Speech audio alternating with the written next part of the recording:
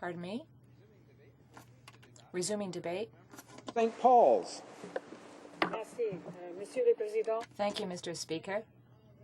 I'm very honored to be able to participate in today's debate.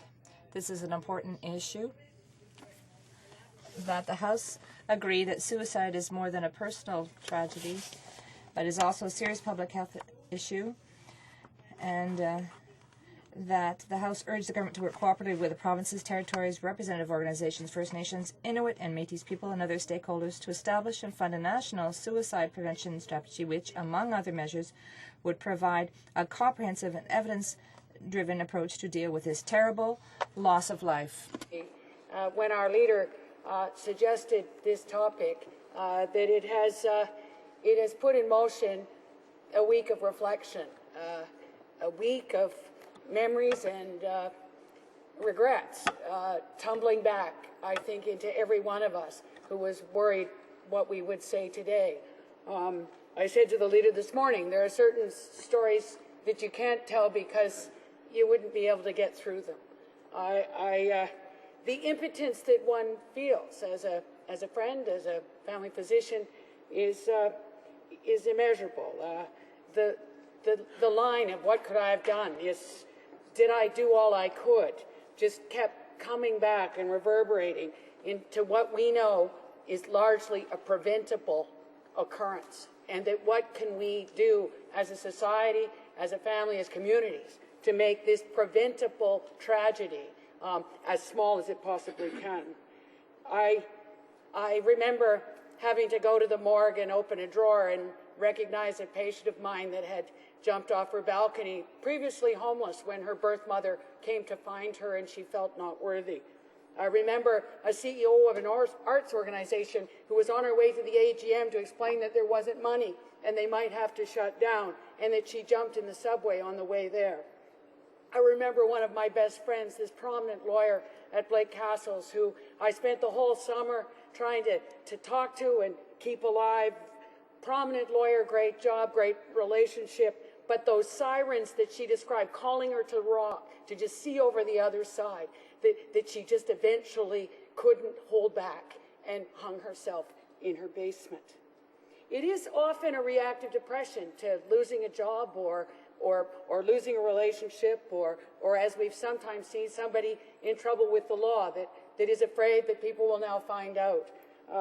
But it is based on that horrible, horrible diagnosis of depression that is this hopeless, copeless worthlessness that is really almost 100% of the time quite separate from the facts. And that to not be able to get over those feelings, and for us as relatives and friends to not be able to unpack it and not be able to deal with the actual changes in the brain that make it impossible for some to get beyond that. We've seen the PTSD in the soldiers. We've seen it in our veterans, and at Health Committee when we heard from the widow of the RCMP officer who had been told that his depression was over, given back his handgun, and killed himself that afternoon. This is no easy task.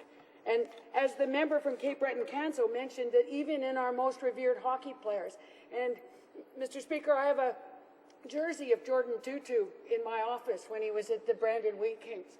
And I remember how excited we were that he would be the first Inuit player to play in the NHL. His brother Terrence had played pro hockey, and shortly after Jordan was drafted, his brother Terrence took his own life because he had been arrested for drinking and driving, and even in his final suicide note, it said, "Jor, go all the way, take care of the family, you're the man, Ter." Even in that final note, there was hope in a certain way that we couldn't get at, and we weren't able to do what needed to be done.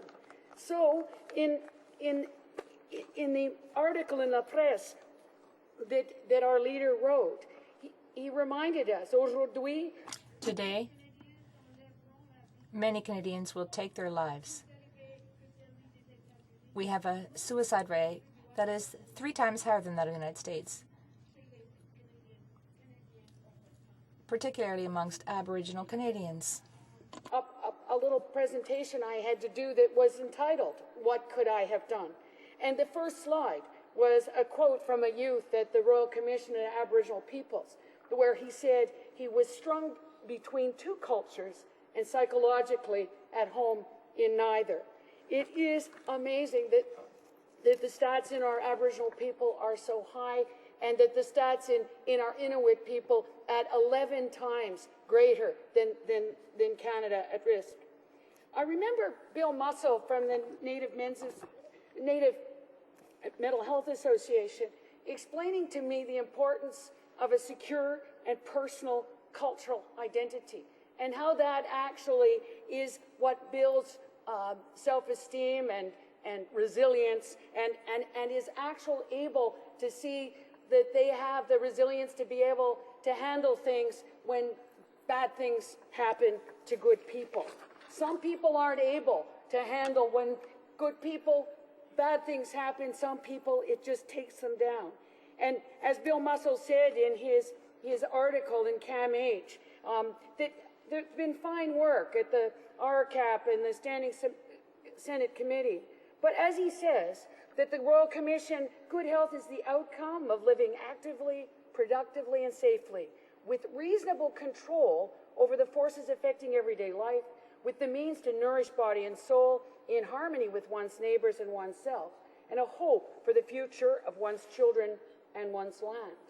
Colonization brought changes that attacked, undermined, and devalued the Aboriginal worldview, while at the same time drastically altering their condition of life.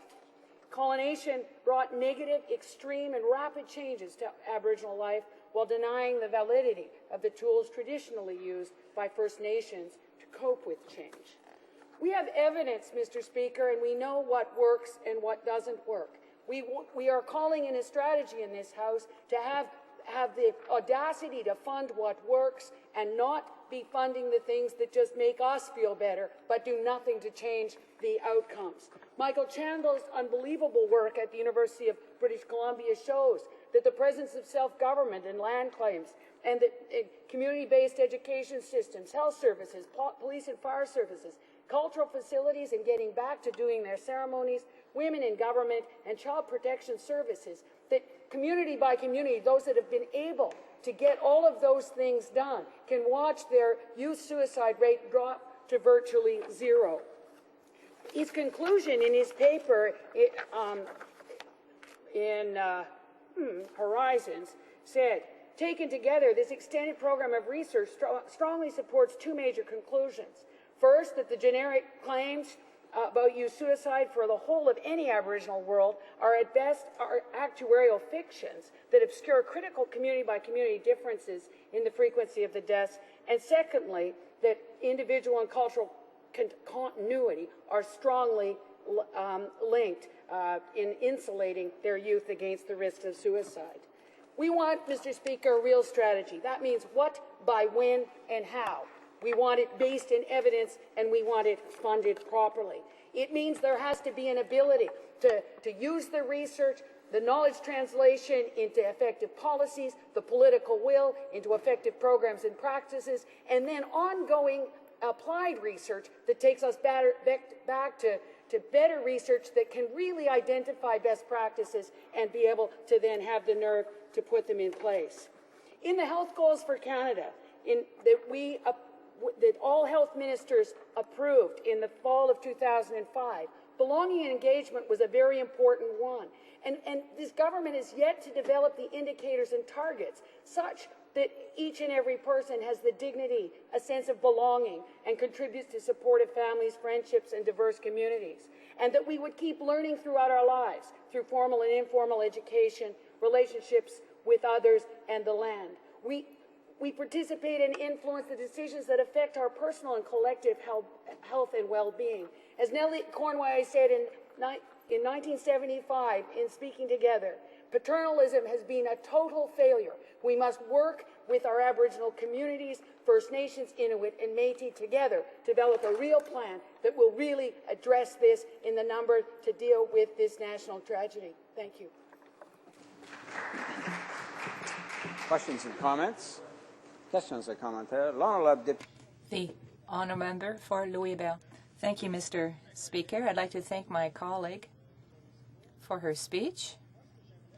What I'd like to know from my colleague is that we do know that that other countries have suicide prevention strategies. I would like to know what are the benefits that have been linked to such a strategy. And bringing this back to Canada, whether we have to make choices in investment, what could we do collectively by adopting a suicide prevention strategy? The Honourable Member for St. Paul's.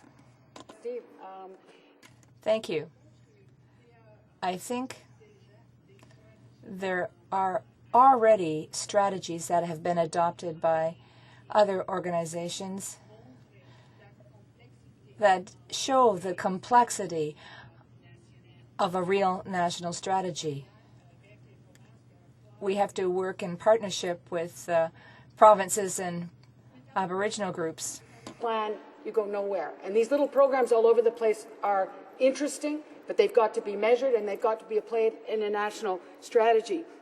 In both the Canadian Association for Suicide Prevention blueprint in 2004 and then again in 2009, it's very clear that there needs to be that strong common purpose, local wisdom, local knowledge to get it done. That's how we approach complex problems. And it means there has to be an awareness that suicide is preventable. That has to be that the interventions by our First Nations, Métis, and Inuit people that are described by themselves. We need to gun control, which again removes the lethal approaches to suicide that unfortunately are successful. It's a matter of building the mental health capacity amongst all of us to recognize the signs and symptoms and to build on the amazing work of Dr. Stan Kuchar at Dalhousie University. Questions et commentaires? The Questions and comments? Saga Streetsville. Well, thank you very much, Mr. Speaker. I listened very carefully to this honourable member in particular because A, I know that she is a physician, and B, I know that she is her party's Aboriginal Affairs critic. I wondered if she might share with the House, I'm sure she's done some research, if she can share with the House some best practices that perhaps she has seen in the Aboriginal community around mental health awareness programs, treatments, other successful programs. I have to admit it's not an area of expertise for me, Mr. Speaker. I'm learning as I go, certainly on the Aboriginal Affairs file. So I'd be quite interested to hear if the member has any best practices that she can share with the House. Honourable Member for St. Paul's. Thank you very much. Well, I need only to look in my own riding of St. Paul's, where the homeless shelter, NAMI Res, which deals with the Native men's health, is dealing with the homelessness and people with problems with addiction, but also mental health problems and depression.